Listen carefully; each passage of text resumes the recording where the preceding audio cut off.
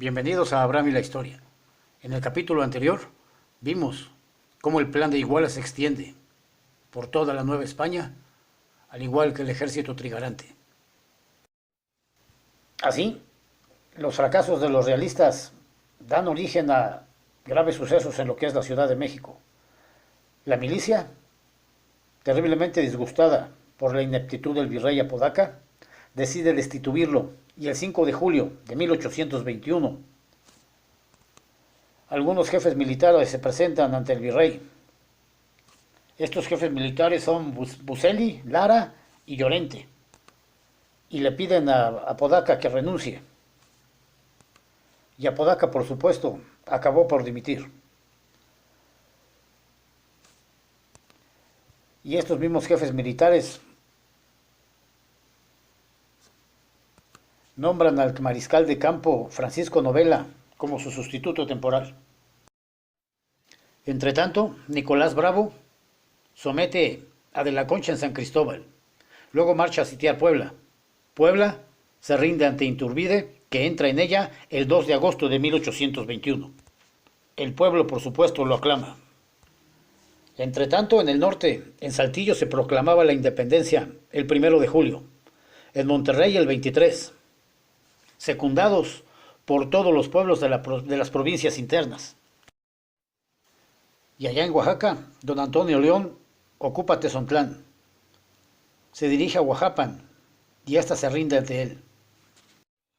En el fuerte de San Fernando Yanguintlán, el jefe realista Obeso capitula.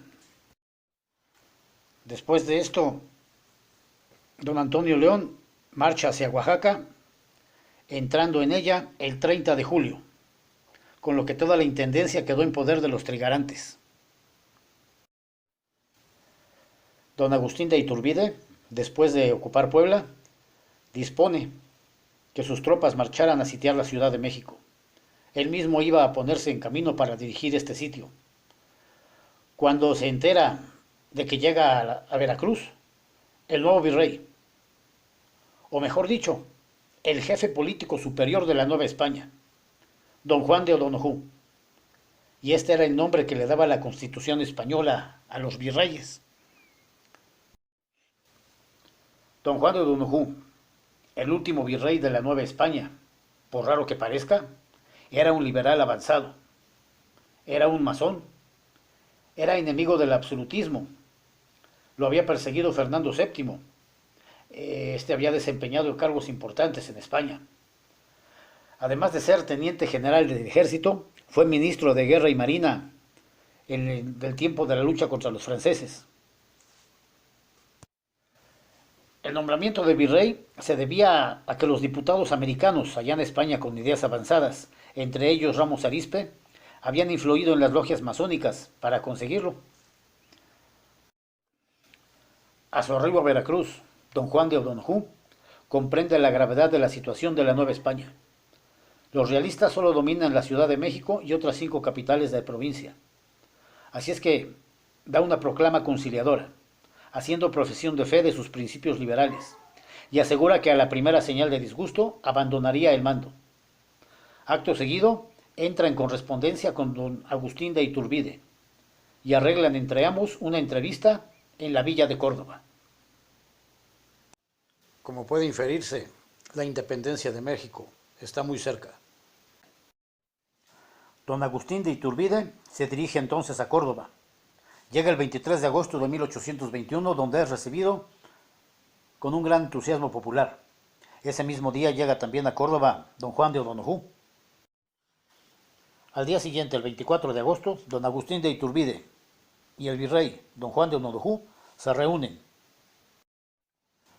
Y entonces Iturbide dirige estas palabras a don Juan de O'Donojú. Supuesta es la buena fe y armonía con que nos conducimos en este negocio, creo que será muy fácil cosa que desatemos el nudo sin romperlo. Acto seguido y a puerta cerrada, Iturbide y el virrey redactan el célebre Tratado de Córdoba, que por supuesto después firman ambos. Este tratado era la confirmación del plan de Iguala, se reconocía la independencia. con una modificación. Por la no admisión del rey Fernando VII y demás infantes de España, las cortes del imperio podían elegir libremente a su monarca. Así es que esto dejaba la puerta abierta para que don Agustín de Iturbide pudiera aspirar al trono. Además, para la organización del nuevo régimen, se forma una junta de notables, en vez de convocarse a un Congreso Nacional. Así la guerra de independencia se convierte de democrática a aristocrática. Aparentemente el Tratado de Córdoba debía poner fin a la guerra, pero ni Dávila en Veracruz ni Novela en México se mostraban dispuestos a obedecer al virrey. Concluido el tratado, ya firmado, se envía una copia a Novela, quien citó a una junta el 30 de agosto. A esta junta concurrieron los personajes más importantes de la Ciudad de México, pero estos no llegan a ningún acuerdo. Y por fin, el 13 de septiembre de 1821, se reúnen don Agustín de Iturbide, don Juan de O'Donojú y Novela, y 3 días después es reconocido O'Donojú como virrey. Se publican los tratados de Córdoba, terminando así la guerra de independencia. Tratado de Córdoba, celebrados en la villa de Córdoba el 24 de agosto de 1821. Entre don Juan O'Donojú, teniente general de los ejércitos de España, y don Agustín de Iturbide, primer jefe del ejército imperial mexicano de las Tres Garantías. Tratados de Córdoba. Tratados celebrados en la villa de Córdoba el 24 del presente, entre los señores don Juan de O'Donojú, teniente general de los ejércitos de España, y don Agustín de Iturbide, primer jefe del ejército imperial mexicano de las Tres Garantías.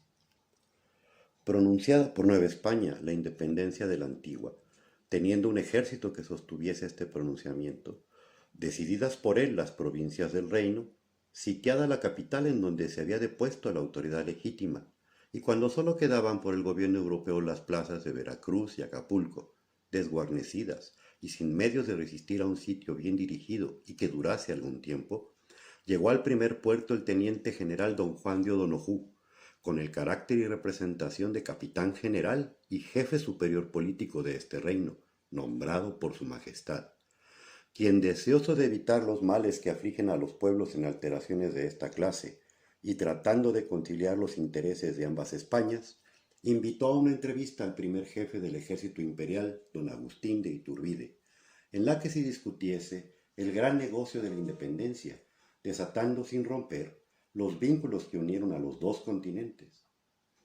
Verificóse la entrevista en la villa de Córdoba el 24 de agosto de 1821, y con la representación de su carácter, el primero, y la del Imperio Mexicano, el segundo, después de haber conferenciado detenidamente sobre lo que más convenía a una y otra nación, atendido el estado actual y las últimas ocurrencias, convinieron en los artículos siguientes, que firmaron por duplicado, para darles toda la consolidación de que son capaces esta clase de documentos, conservando un original cada uno en su poder, para mayor seguridad y validación.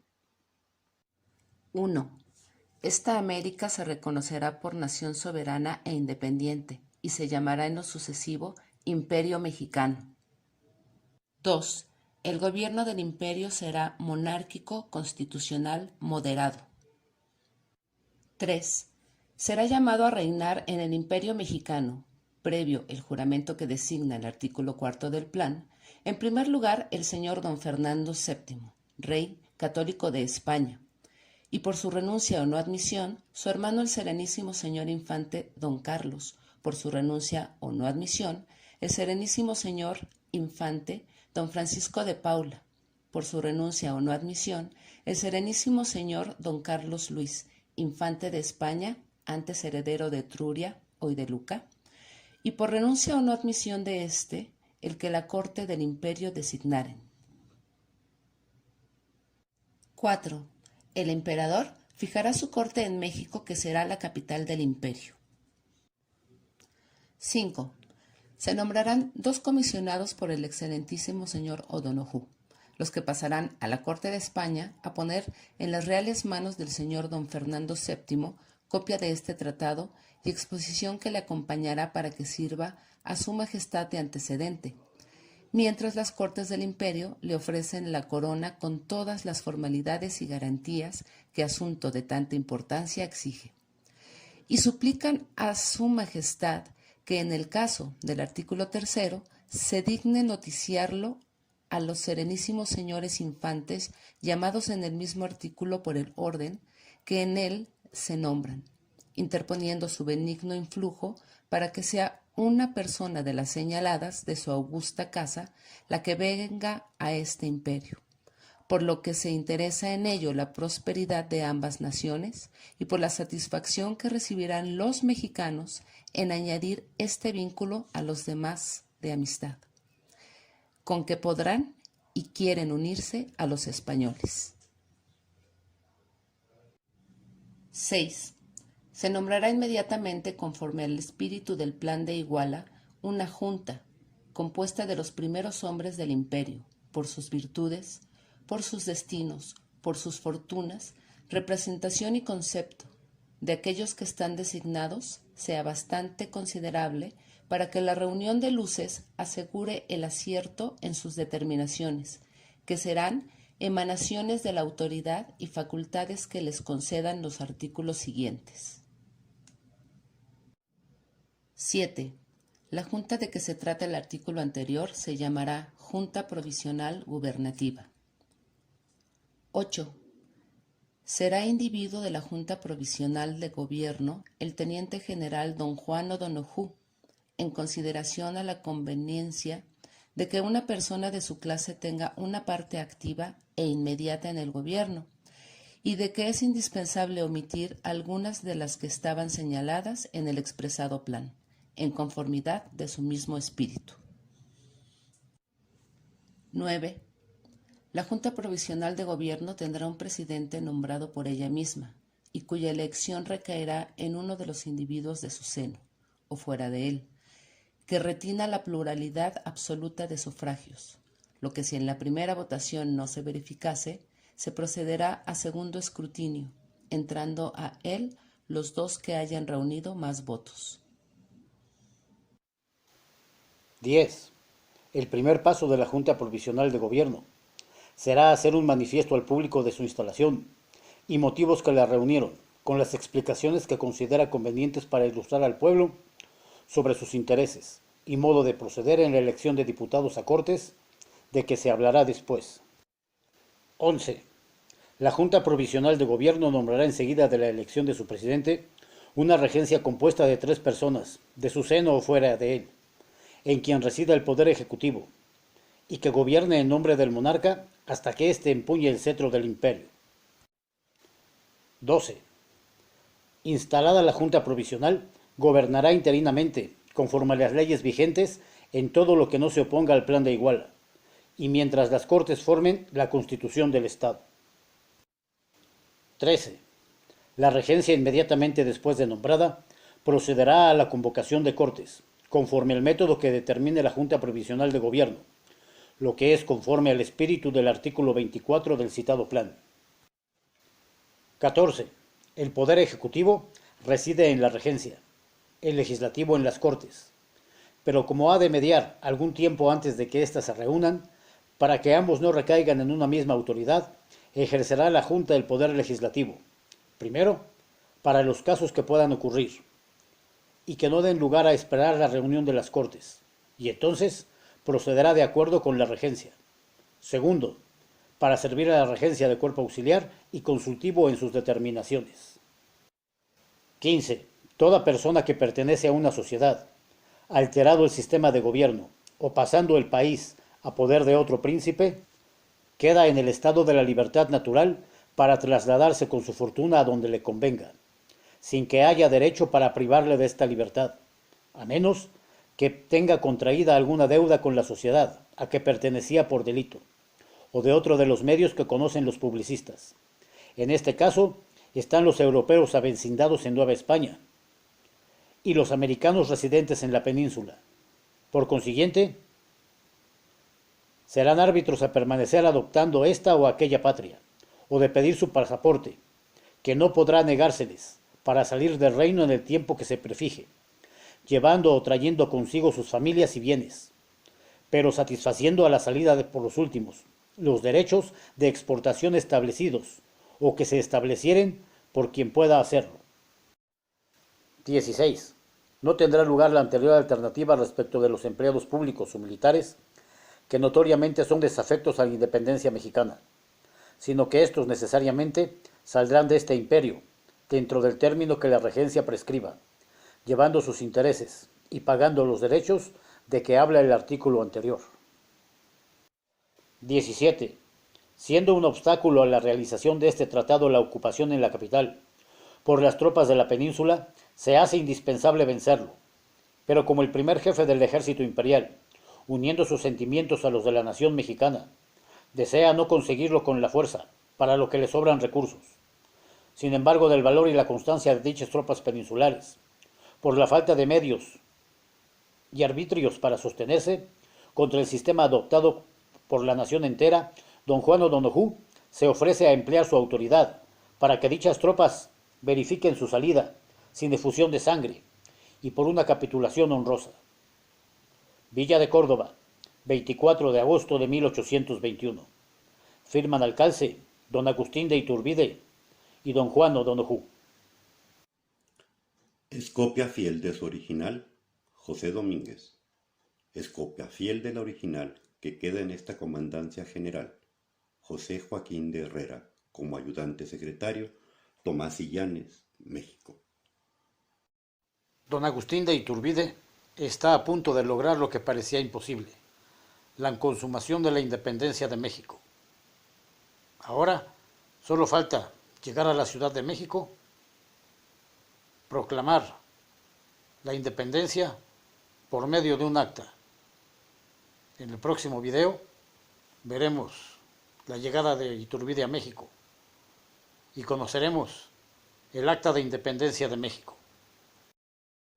Queremos agradecer para la realización de este video a la licenciada Esperanza Hernández Ballesteros, catedrática de la Universidad Nacional Autónoma de México, y al licenciado Juan Marcos Ferrari, director general de Colegios La Salle. No olviden suscribirse. Hasta la próxima y muchas gracias por ver este video.